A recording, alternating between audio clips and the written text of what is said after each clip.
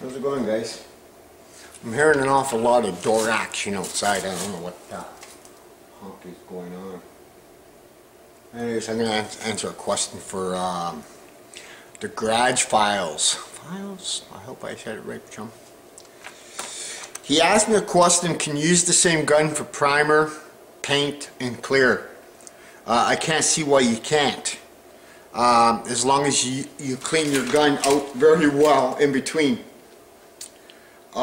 Usually when you want to do urethane or base and clear, the ideal of the gun is the width of the fan that comes out of your gun. That's very important. If you're just going to get one about yay big that comes out of a gun, that's like for $10 whatever, that's strictly for primer. So shop around. If you find a gun that that lays out a good pattern. Some guns are different rate. The pattern will blow it this way and then it'll start fanning out. The Plus is an automatic, you know, V pattern. Satajet, I don't know, I haven't tried it yet, but I've always been a DeValvis guy.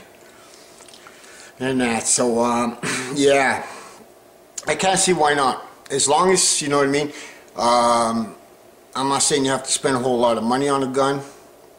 I'm not, yeah, you know what I mean. As long as you clean it with the proper gun cleaning stuff, and you know, whatever you're using for primer, make sure your gun liquid, your gun cleaning cleaner can get rid of, you know, urethane or lacquer or whatever primer you're using. As long as you're using the right stuff to clean your gun and clean well. You know, take the cap off, clean it around there. Sometimes you'll have to backwash. I don't know if you guys ever done that before. This is on there. You twist the cap off, and the cap off, the cup won't be on top. You hit the trigger a bit. Instead of paint coming this way, it gets forced up into the cup, and that will clean inside the neck in here. So I do that every once in a while to ensure that this part here is clean. A nice little spray gun kit, you know, cleaning kit would be nice. I had one, I've had two of them. I bought one when I was at Mako, and then, you know, everybody's got to use them and not replace them, and then I had another one, and now I should actually get another one again. But that 1.5 tip that you have, I would definitely put that one away. I don't see any use for that at all. It's too big of a, it's gonna pound out the material. Anywhere from a 1.2 to a 1.4 is good.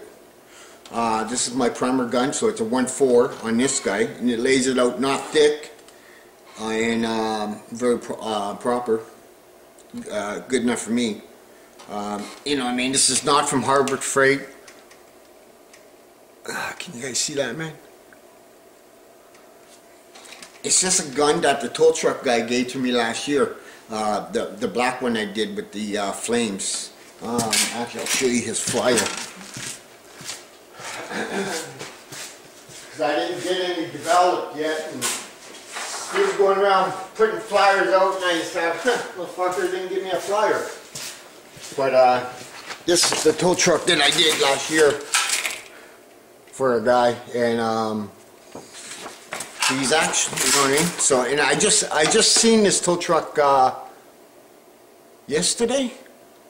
I just seen him yesterday at Timmy's, and that. So that's who gave me this gun. Millridge 77 sent me a really awesome purple gun from Harbor Freight, and that was a good gun. But like I said, it gone. I really don't know where it went, but I don't even know why I'm looking because it's still gone. So can you use a? Yeah, I think you can. I'll show you the pattern on this guy here. You should be able to see it because I have gun wash in it. So this is your fan. This is your liquid that's going to come out. This nozzle here is not always on every gun. But what it is, it's another air control.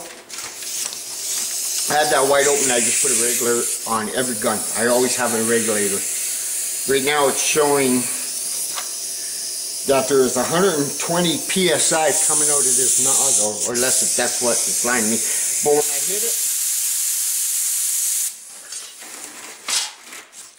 when I hit it, I just dialed down anywhere between 20 and 30 PSI.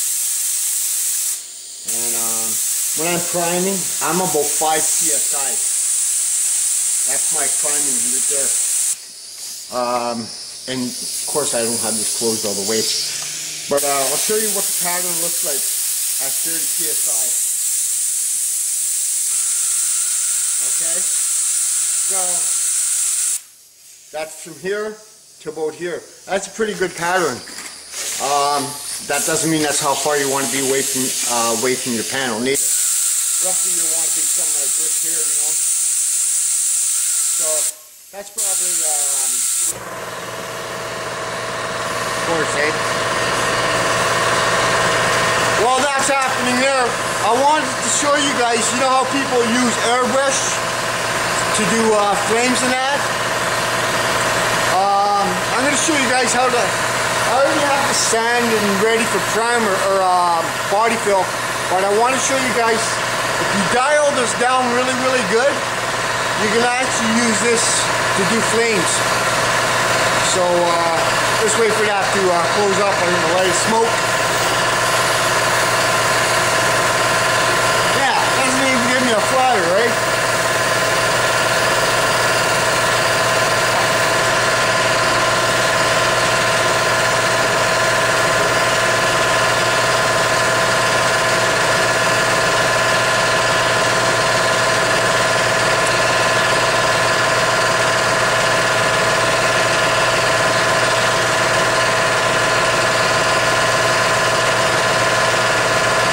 Face is dirty.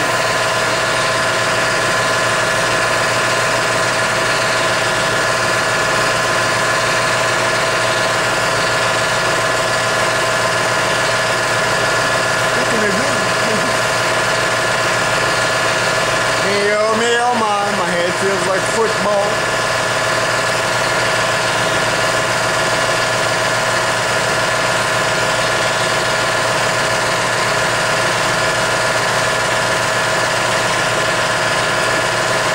Changed that oil for a couple years, and every time I'm in the city there, I keep forgetting to buy myself oil. So I gotta get some extra and dump that shit out, put some more in, let it run for a bit, get rid of that, put some Lucas in the proper oil in there again, and that. So yeah, you can use your primer gun for painting that if you're just, you know, every once in a blue moon.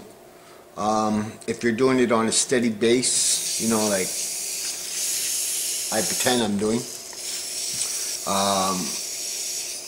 You know, I've had GTIs, I've had pluses.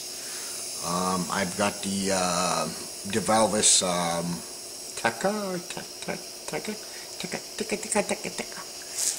the black one, not the copper one, and the Satajet 4000. So I've always had DeValvis guns, and but that's because that's what I used to do, was paint for Mako. All Makos ain't bad. They do got bad names. You know what I mean? It depends on how, you know what I mean? But the one I worked at, it was, you know, a good place to work and learn. Yeah, man. Haha, Eric's here. And okay, so I'm gonna show you guys how to do some flames, and then put the dial down here. What are you up to, buddy? How much?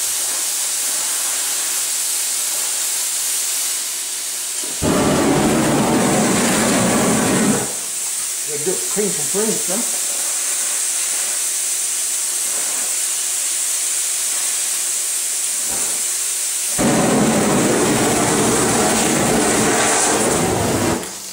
you go. That's the real effect of painting flames. So you can use a regular sized gun for painting flames. But Eric's here, my boss, so I gotta stop. And he's gonna wonder what I've been doing. Besides talking to you guys. So I'll be back. Ciao. Okay guys, it's 20 after 9, so we're done. I got my beautiful little open sign. It's just so cool, that thing. It's pretty. Bought that quite a while ago at Princess Auto for like $50 or something. And so now we're officially closed. So now we'll go to the closed sign. And of course I had to go and get one custom made.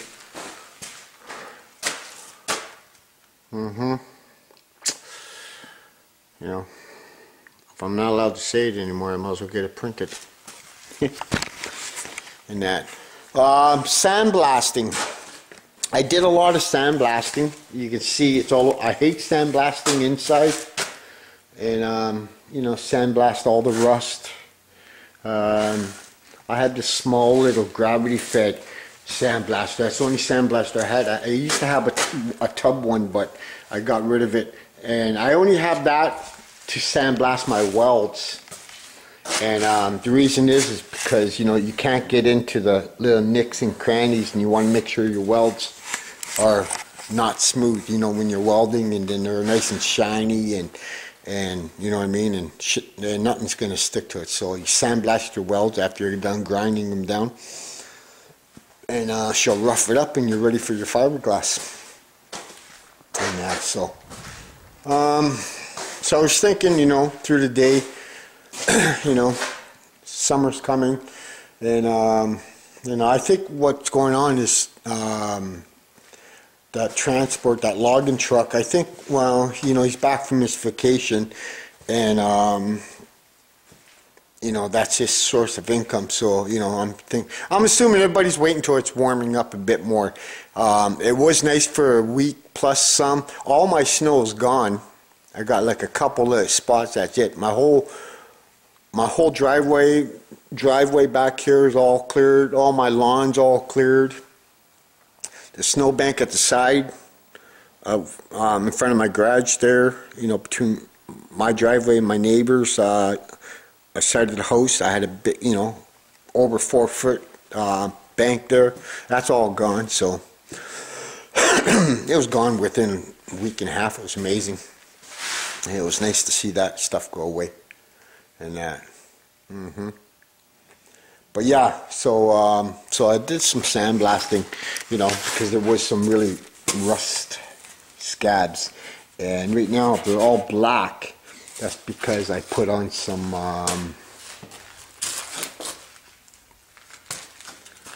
rust converter. You know, first I squirt this stuff on and left it overnight, and then I used the other stuff. Oh, there it is. With a brush. And this is what I usually use on vehicles.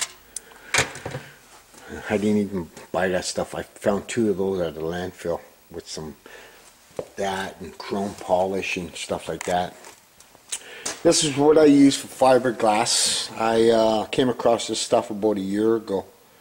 I used to buy it by the gallon, and the only time I use fiberglass is when over the welds. That's it, because they say all fiberglass, short hair that is too, is waterproof. Well, I always put fiberglass resin into my fiberglass, even my bondo. I used to in my bondo.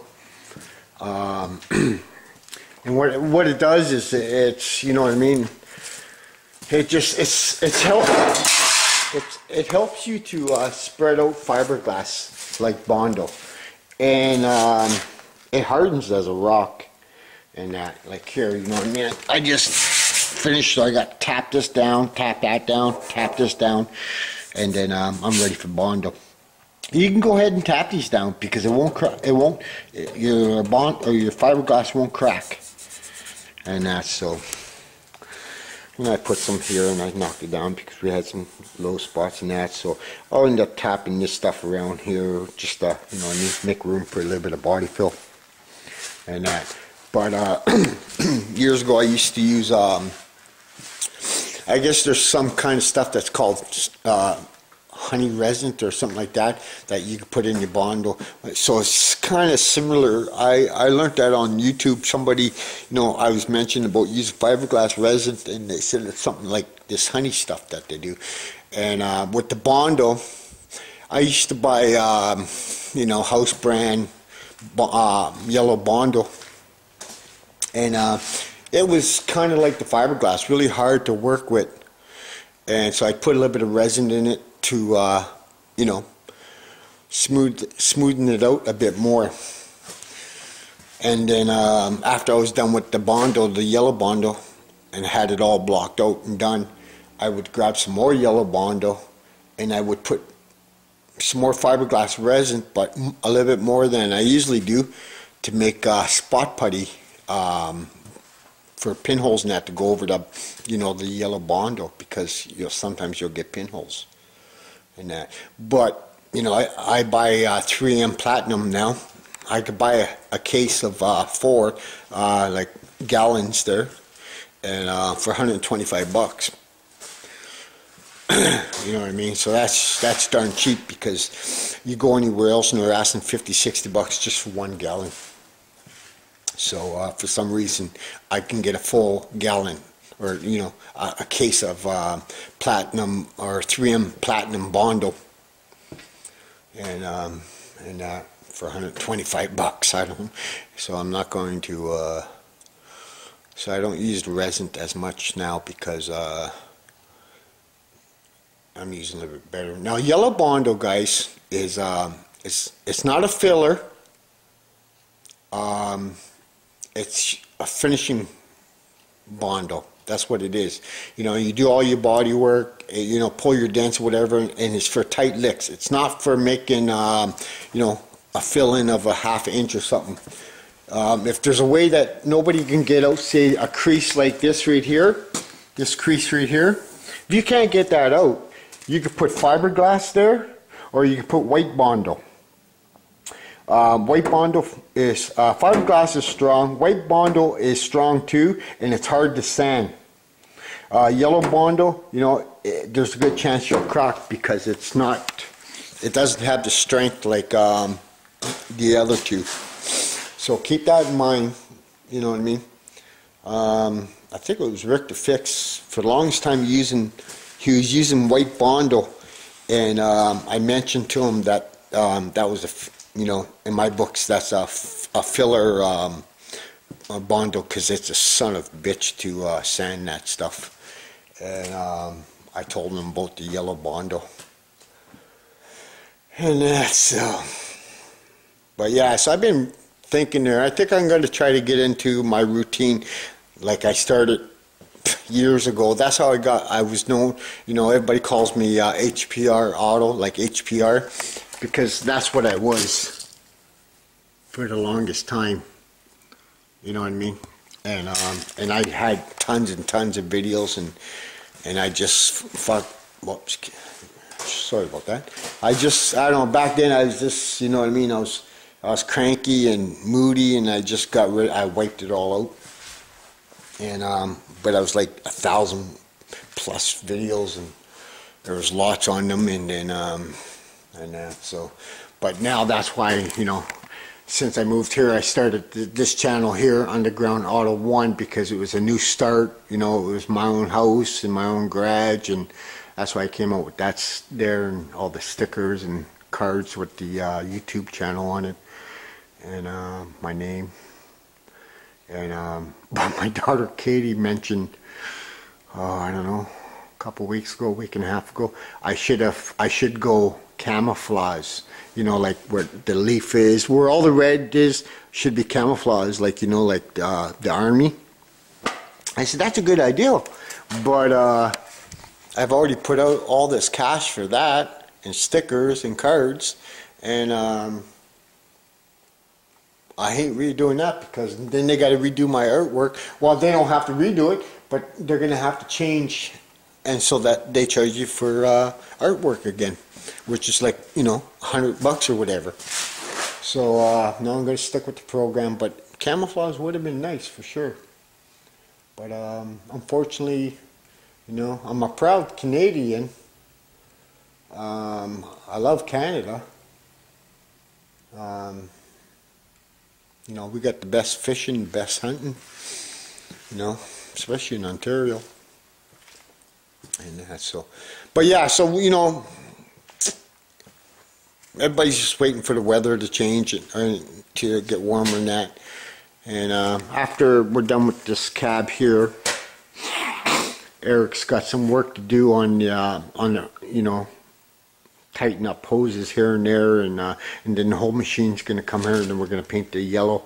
But between that, if nothing comes, we're going to put some 2x4s across. There's some 2 holes in the sides, suck the sides in like they should be, and we'll start taking all these stickers off and that, and then we'll get into that. Find some spider cracks and you know, sand them down and fix what I gotta fix, and start painting that sucker. That'll be a fun little thing to do. If anybody wants to know, this is what I use for sandblasting. It's called Black Magic. What is it? $12 for this, for 30 kilograms. And I actually used, I got about that much in there. I used all that fiberglass, all that blasting to blast all this. Like when I sandblast, guys, I sandblast until it's nice and shiny. I can sit there for hours and sandblast. I don't like sandblasting because it just gets all over the place. But you know, and then you put your converter on and you're good to go. Like this here was a big rust scab. You know what I mean? And I don't got the biggest sandblaster here, and it just takes longer. You know, I got no power hours there. So there's my blaster there for blasting sand or spot welds and stuff like that. But yeah, we'll try to. I'm gonna try to get more into the detail stuff, like as I'm going, like, you know, mix and bondo. You know, like, you know, from here to say here. You know what I mean? That's, you know, and if it's summertime and it's hot, you mix your bondo over there with the hardener. By the time you get over here, she's going to be hard and very unworkable. So, you know what I mean? You put the hardener beside it. Get to your workplace. Always have like a milk crate or something. You know, start stirring it up close by your workplace, and then you got more time, right? And that, so. But so I'll let you guys go, and then tomorrow there we'll get at this again. And Eric's camera shy, so he feels very uncomfortable with the camera on. So, you know, I gotta respect that. So I'll try to get as much as I can with this. And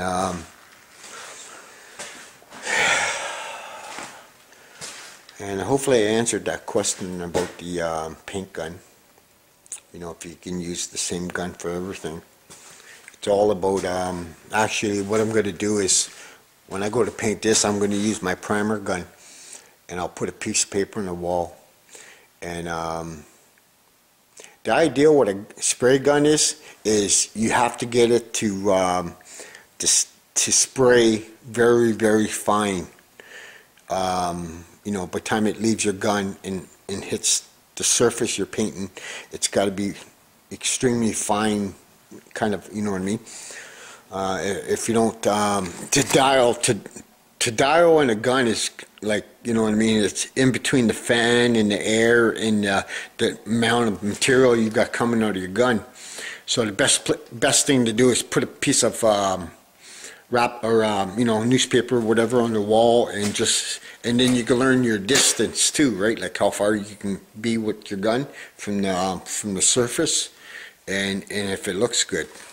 And but I will do something like that, and you know, I'll try to get more into details, and I think that's important too. You know, showing people how to bend metal, and you know what I mean, and then, you know, not, you know, get the bondo on and then you start blocking, and you know, and then I know there's people that ask, you know, like, well, you know, what, you know, how much hardener do you use in your in your bondo, you know what I mean, and stuff like that. So it's all on the temperature. Winter time's the best. I mean, you can put as much hardener in there, you know what I mean, it's still going to take a while to dry. When it's hot, you know, a couple dabs and you're good to go. Okay, my friends, I'll see you guys tomorrow. And I felt tired tonight. It's the weather. It's cold. See you guys tomorrow.